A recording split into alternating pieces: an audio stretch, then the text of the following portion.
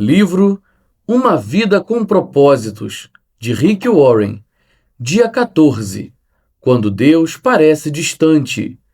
Ele se escondeu do seu povo, mas eu confio nele e nele ponho a minha esperança.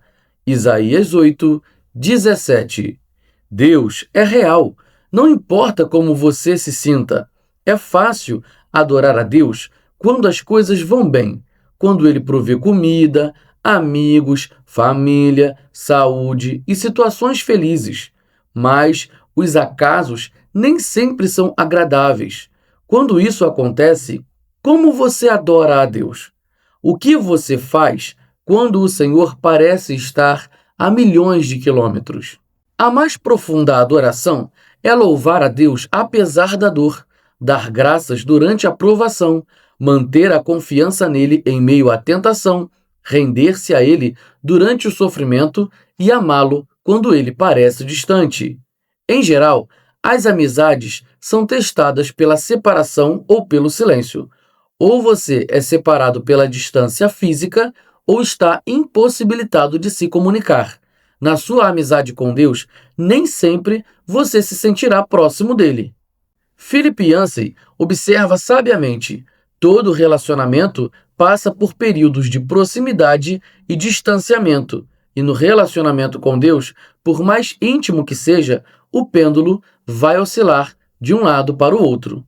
É aí que a adoração fica difícil. Para amadurecer sua amizade, Deus irá testá-la com períodos de aparente separação, momentos em que se tem o sentimento de que fomos abandonados ou esquecidos por Deus. Tem-se ainda a impressão de que Deus está a quilômetros de distância. João da Cruz referia-se a esses dias de deserto espiritual, dúvida e distanciamento de Deus como a noite escura da alma. Henry Nouwen chamava-os o ministério da ausência. Por sua vez, Tozer denominava-os ministério da noite. Outros o mencionam como o inverno do coração. Com exceção de Jesus, Davi foi provavelmente quem manteve uma amizade mais íntima com Deus. O Senhor teve prazer em chamá-lo homem segundo o meu coração. Apesar disso, Davi frequentemente reclamava da aparente ausência de Deus. Ó Eterno, estás me evitando? Onde estás quando preciso de ti? Por que te esqueceste de mim? Por que estás tão distante? Por que ignoras meus pedidos de socorro? Por que me abandonaste? Deus reconhece que algumas vezes esconde a face de nós. É óbvio que Deus não abandonara realmente Davi, assim como não abandona você. Ele prometeu várias vezes jamais nos abandonar ou rejeitar, mas Deus não prometeu: você sempre sentirá minha presença. Aliás, Deus reconhece que algumas vezes esconde a face de nós. Há momentos em que ele parece ter desaparecido de nossa vida em pleno combate. Floyd McClung descreve o que acontece. Certo dia, você acorda e percebe que todas as suas sensações de comunhão espiritual se foram. Você ora, mas nada acontece. Repreende o diabo, mas isso não muda nada. Faz exercícios espirituais. Seus amigos oram por você. Você confessa todo o pecado que consegue imaginar e então sai por aí pedindo perdão a todos que conhece. Jejua e nada ainda. Então começa a se perguntar: quanto tempo essa escuridão espiritual irá durar? Dias? Semanas? Meses? Será que ela vai acabar? Você tem a impressão de que suas orações simplesmente batem no teto e voltam. Em absoluto desespero você grita: qual é o meu problema? A verdade é que não há nada de errado com você. Trata-se de uma parte da provação e do amadurecimento de sua amizade com Deus. Todo cristão passa por isso, pelo menos uma vez, geralmente várias vezes. É doloroso e perturbador, mas absolutamente vital para o desenvolvimento de sua fé. Ter consciência disso deu esperança a Jó num momento em que não podia sentir a presença de Deus em sua vida. Ele declarou: vou para o Oriente, mas lá ele não está. Vou para o Ocidente e não consigo encontrá-lo. Não o vejo no Norte, pois se esconde, volto-me para o sul, mas não consigo achá-lo. Contudo, ele conhece o caminho por onde ando, e quando me puser à prova, como o ouro a passar pelo fogo, ele me declarará inocente. Não há nada de errado com você. Trata-se de uma parte da provação e do amadurecimento de sua amizade com Deus. Quando Deus parece distante, você pode pensar que ele está zangado ou o está punindo por algum pecado. De fato, o pecado realmente prejudica nossa amizade com Deus. Entristecemos o Espírito Santo e sufocamos nosso relacionamento com Ele quando desobedecemos a Deus. Entramos em conflito com alguém, excedemos-nos no número de atividades, criamos vínculos de amizade com o mundo e assim por diante. Contudo, frequentemente, esse sentimento de abandono e afastamento de Deus não tem nenhuma relação com o pecado. É um teste de fé que todos devemos enfrentar. Será que você continuará a amar, obedecer e adorar a Deus e a confiar nele, mesmo quando não sente sua presença nem a evidência visível da ação divina em sua vida?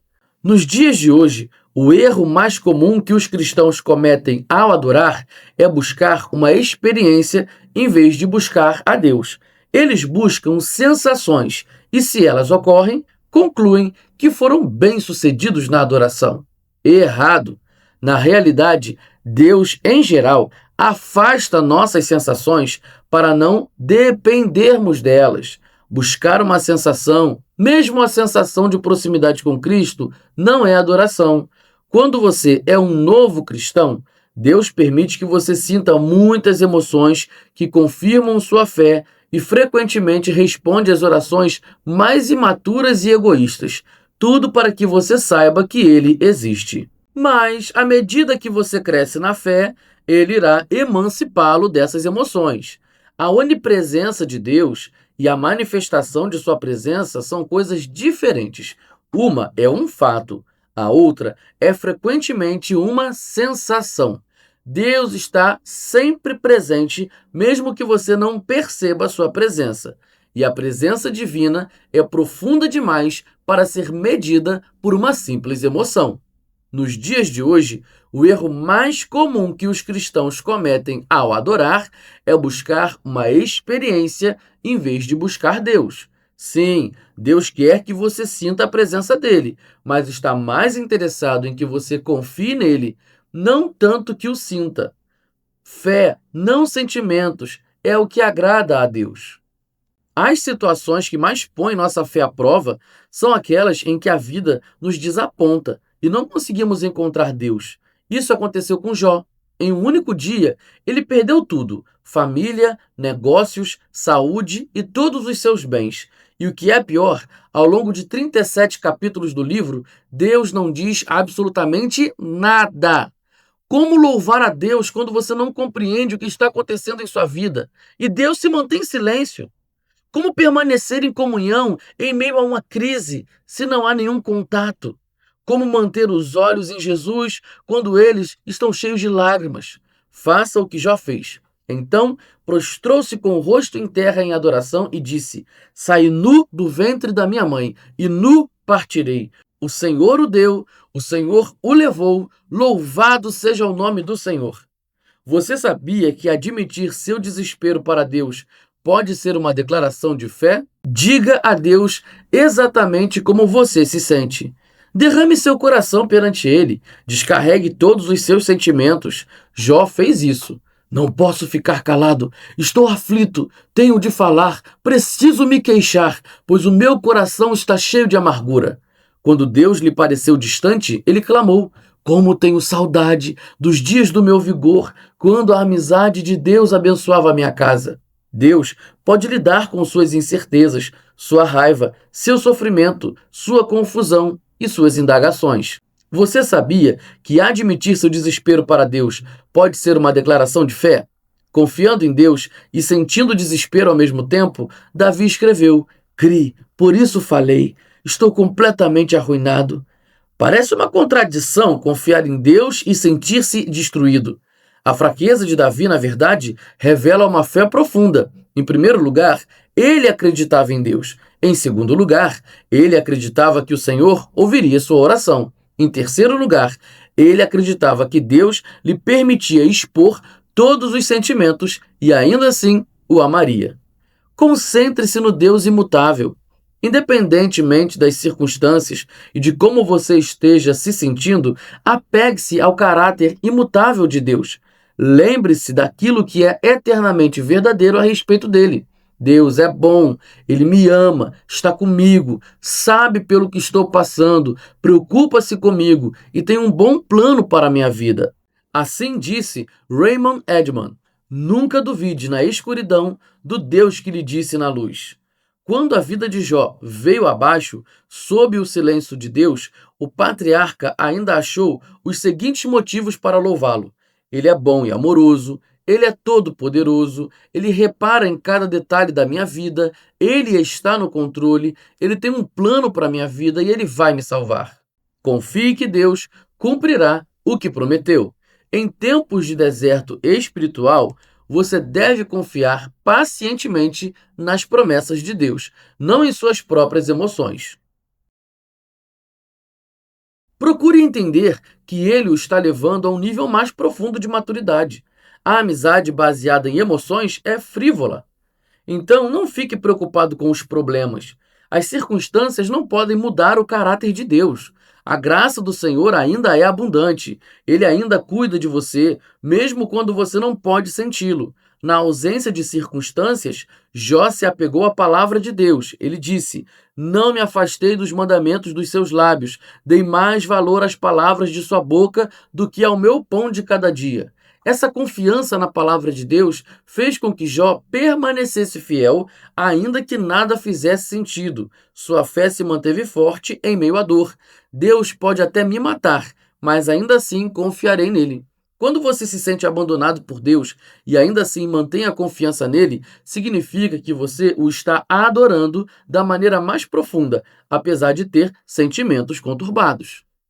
Quando você se sente abandonado por Deus e ainda assim mantém a confiança nele, significa que você o está adorando da maneira mais profunda. Lembre-se do que Deus já fez por você. Se Deus nunca tivesse feito nada por você, ele ainda mereceria seu louvor ininterrupto por toda a vida por causa do que Cristo fez por você na cruz. O Filho de Deus morreu por você. Esse é o maior de todos os motivos para adorar a Deus. Infelizmente, esquecemos-nos dos detalhes cruéis do torturante sacrifício que Deus fez a nosso favor. A familiaridade gera complacência. Mesmo antes da crucificação, o Filho de Deus foi desnudado, espancado, até ficar quase irreconhecível, açoitado, ridicularizado e escarnecido, coroado com espinhos e cuspido de forma humilhante.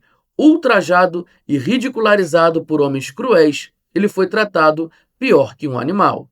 Então, quase inconsciente pela perda de sangue, foi forçado a arrastar uma cruz colina acima, foi pregado nela e deixado para morrer em lenta e excruciante agonia. Enquanto seu sangue escorria, escarnecedores a seu redor gritavam-lhe insultos, rindo-se da afirmação de que era Deus. Em seguida, pelo fato de Jesus ter assumido a culpa pelos pecados de toda a humanidade, Deus desviou os olhos daquela horrível visão e Jesus gritou em total desespero: meu Deus, por que me abandonaste?" Jesus poderia ter se salvado, mas assim não poderia salvar você. Palavras não podem descrever as trevas daquele momento. Por que Deus permitiu e suportou tão medonho ato de crueldade? Por quê? Para que você fosse poupado da eternidade no inferno e pudesse compartilhar a glória divina para sempre. A Bíblia diz: em Cristo não havia pecado, mas Deus colocou sobre Cristo a culpa dos nossos pecados para que nós, em união com Ele, vivamos de acordo com a vontade de Deus. Jesus desistiu de todas as coisas para que você pudesse ter todas as coisas. Ele morreu para que você pudesse viver para sempre. Somente isso já é o suficiente para o nosso agradecimento e louvor contínuos e justifica nunca mais perguntar por que motivo devemos ser gratos. Dia 14. Pensando sobre meu propósito de vida. Tema para reflexão: Deus é real, a despeito de como você se sente. Versículo para memorizar. Deus disse: Eu nunca os deixarei e jamais os abandonarei. João 6,38. Pergunta para meditar. Como faço para me concentrar na presença de Deus, especialmente quando ele parece distante? Voz: Daniel Moura de Paula.